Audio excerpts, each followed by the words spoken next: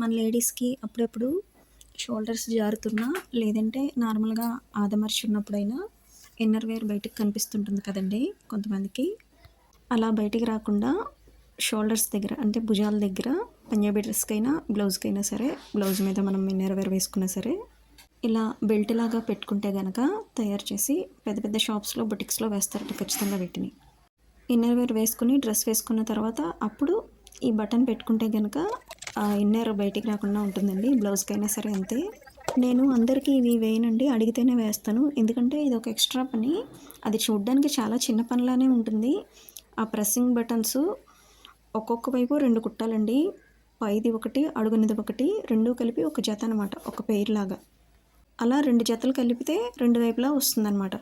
వీటికి 20 rupees extra charge చేయొచ్చండి. ఎందుకంటే అదొక అడిషనల్ పని కాబట్టి. కొంతమంది రెడీమేడ్ డ్రెస్సులు కూడా తెచ్చుకుని వేయమని అడుగుతారు నాకు. వేస్తాను నేను. వీటికైతే చేతి పని అమ్మాయి దగ్గరికి పంపించను నేను. తనకి తెలీదు. మళ్ళీ నేను చూపించాలి వెళ్ళి. నీట్‌గా చేయకపోతే వీళ్ళు మళ్ళీ వెనక్కి పంపిస్తారు. ఇన్ని బాధలున్నాయి మనకి. సో, చూడండి వీటిని ప్రెస్సింగ్ బటన్స్ అంటారండి. షీట్‌కొచ్చేసి 20 ఉంటే 20 రూపీస్ పడుతుందనమాట.